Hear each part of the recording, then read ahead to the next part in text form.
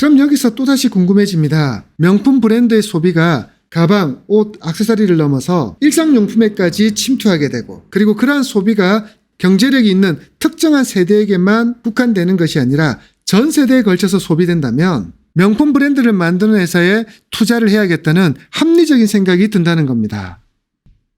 이런 저의 투자자의 시선이 찾아낸 기업은 독일 증시에 상장되어 있는 루이비통 모에 헤네시, 티커명 LVMH입니다. 네, 회사 이름에서 느끼는 것처럼 루이비통이 포함되어 있는 명품 브랜드의 재벌 기업입니다. 루이비통 모에 헤네시는 우리가 익히 알고 있는 루이비통뿐만 아니라 생로랑, 디올, 펜디, 로에베, 겐조, 지방시, 마크 제이콥스, 셀린느, 리모아 등의 패션 의류 브랜드뿐만 아니라 불가리, 티파니, 위블로, 제니스, 쇼메, 태그오이어 같은 액세서리와 주얼리 브랜드, 겔랑, 로에베, 메이크업 포에버, 크리스찬 디올, 스텔라, 베네핏, 프레시 같은 코스메틱 브랜드, 그리고 술을 좋아하시는 분이라면 잘 아는 헤네시, 글렌모렌지, 돈페리뇽, 샤또 슈발 블랑 등 무수히 많은 와인과 주류 브랜드, 그리고 유명한 면세점 DFS, 그리고 유명한 화장품 유통회사인 세포라, 유통 브랜드까지 우리가 상상할 수 있는 모든 브랜드들을 가지고 있는 회사입니다. 이처럼 엄청나게 많은 명품 브랜드들과 의류와 액세서리를 넘어서서 주류와 유통까지 장악하고 있는 덕분에 유럽 최초로 시가총액이 4천억 유로를 돌파했습니다. 시가총액 4천억 유로는 하나로 약 535조 8,800억 원인데요. 전 세계 증시가 불안한 흐름을 보였던 팬데믹 증시에도 신고가를 달성하면서 이러한 시가총액을 만들어냈고요. 이 시가총액은 전 세계 주식시장 기준으로 13번째로 시가총액이 큽니다. 삼성전자의 시가총액이 이 영상을 찍는 2월 22일 61,100원 기준 364조이니까요. 삼성전자의 거의 2배에 육박하는 시가총액을 가지고 있습니다. 삼성전자처럼 첨단 기술의 집약체인 반도체, 휴대폰, 가전제품과 같은 있어 보이는 최신의 제품을 판매하는 것이 아닌 수백 년 동안 판매해왔던 그러한 제품들의 판매로서 이렇게 높은 시가총액을 만들었다는 것이 대단한 기업입니다. 루이비통 모에 헤네시 그룹은 2022년 매출은 43.8%가 증가했고요. 영업이익은 26.7%가 증가하였는데요.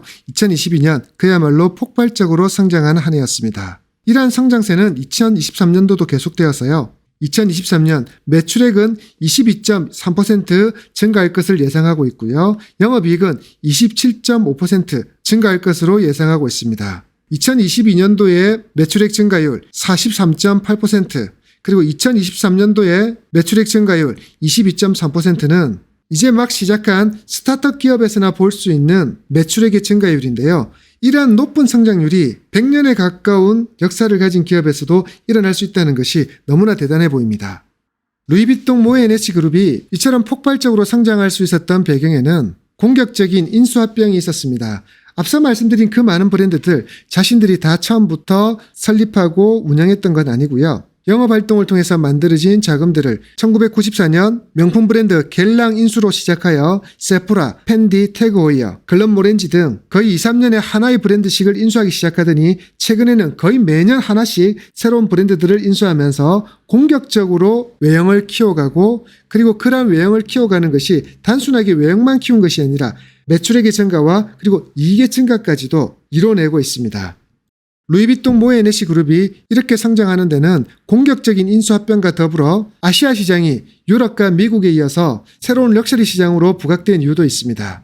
일본의 경우는 1980년대부터 경제가 성장하면서 명품 소비에 일찍 눈을 뜬 경우지만 한국과 중국의 경우는 2000년대부터 폭발적으로 성장하면서 루이비통 모에 헤네시 그룹의 매출에 지대한 역할을 하고 있습니다. 특히 14억 인구를 가지고 있는 중국은 럭셔리 제품의 최대 소비 국가로서 2021년도에는 미국에 이어서 전 세계에서 두 번째로 많은 명품 제품의 소비가 이루어진 국가가 되었습니다. 그런데요, 루이비통 모에 헤네시 그룹의 성장은 이게 끝이 아닐 것 같습니다. 좋아요, 구독, 알람 설정까지. 중국 다음에는 이제 경제 성장이 시작되어서 중산층의 인구가 증가하고 있는 또 다른 14억 인구를 가지고 있는 나라 인도 시장이 기다리고 있기 때문입니다. 2023년 지금 인도의 모습은 2000년도 초반에 중국이 경제 성장을 시작하던 초창기의 모습을 그대로 담고 있는데요. 인도 국민의 국민성이야 중국 국민들하고 조금 다를 수는 있겠지만 넓은 땅덩어리와 14억이 넘는 엄청난 인구, 그리고 빠른 경제 성장률을 바탕으로 한 수억 명에 이를 새로운 중산층의 등장은 인도가 중국에 맞먹는 럭셔리 제품의 최대 소비 국가가 될 거라는 것은 시간의 문제이지 부인할 수 없는 사실일 것 같습니다. 루이비통 모에네시 그룹은 많은 기업들이 부침을 받았던 그 순간에도 꾸준히 성장해 왔습니다. 매년 매분기 패션, 리테일, 향수, 화장품, 주류, 시계, 주얼리 전 분야에 걸쳐서 최소 10%에서 많게는 50% 이상의 성장률을 보이면서 2021년과 2022년 엄청난 매출과 영업이익의 성장을 이뤄왔습니다.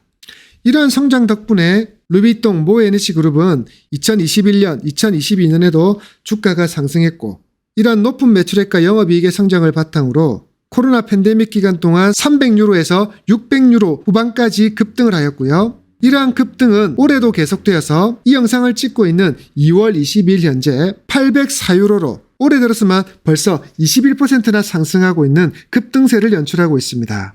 주가 상승도 매력적인데 여기에 배당마저 매력적입니다. 루이비통 모에네시는 매 6개월마다 배당을 하고 있고요. 2021년 주당 배당금을 10유로로 책정하였고요. 2022년도에 비해서 3분의 2나 적극적으로 늘리면서 배당률은 1.58%에 이릅니다. 2022년은 어느 정도의 배당이 이루어질지는 모르겠지만 최근 들어 주주 안원에도 적극적인 루이비통 모에네시 그룹의 분위기를 감안해보면 사상 최고 수준이었던 2021년보다 더 높은 수준의 배당을 기대해 볼 수도 있겠습니다. 어떻습니까? 지금까지 설명드린 루이비통 모에네시 그룹, 우리가 상상하는 그리고 한 번쯤은 들어보고 눈으로 보았던 그런 모든 명품 브랜드들을 아우르고 있고 그리고 이러한 명품 브랜드들의 시너지를 앞세워서 전 세계 시장을 장악하고 있는 이러한 기업이라면 투자하기에 너무 매력적이지 않을까요? 게다가 이러한 성장들이 앞으로 1년, 2년에 그치는 게 아니라 유럽, 미국, 일본을 넘어 한국과 중국으로 대표되는 새로운 동아시아 시장, 그리고 이제는 인도, 인도네시아와 같은 새로운 신규 시장이 기다리고 있고 또 멀리는 경제 성장을 바탕으로 하는 새로운 아프리카 시장까지도 기다리고 있는 이러한 기업, 루이비통 모에네시 그룹이 이미 포화된 시장이라고 생각했던 유럽, 미국, 일본의 시장에도 가방, 옷, 액세서리를 넘어서 일상용품까지 침투시키면서 기존 명품 구매 고객에게 새로운 소비를 일으키고 그리고 그들의 자녀에 해당되는 MZ세대에게 일상용품으로 명품 소비를 일으키면서 명품에 소비하는 입문 시기를 빠르게 하면서 전 세대에 걸친 명품 소비를 일으킬 수 있는 이러한 매력적인 기업이 있다는 사실 놀랍지 않으신가요? 그러니 이렇게 결론 내드리고 싶습니다. 명품 가방을 사거나 명품 시계를 사는 대신 그 돈을 루이비통 모에네시 주식에 한번 투자해보는 거 어떨까요? 이 기업을 장기간 투자해보신다면 높은 주가 상승과 더불어 매년 높은 배당까지 받을 수 있는 좋은 기업이 될 것 같습니다. 오늘은 명품 이야기와 더불어서 명품 기업의 대명사인 루이비통 모에네시 그룹에 대해서 이야기를 했는데요. 오늘의 영상이 여러분이 투자 아이디어를 얻는데 많은 도움이 되셨나요? 도움이 되셨다면 구독과 알림 설정을 해주시고요. 좋아요도 꾹 눌러주신다면 제가 다음에도 투자하기에 좋은 기업을 안내하는데 큰 힘이 될 것 같습니다. 지금까지 라이프 닥터였습니다.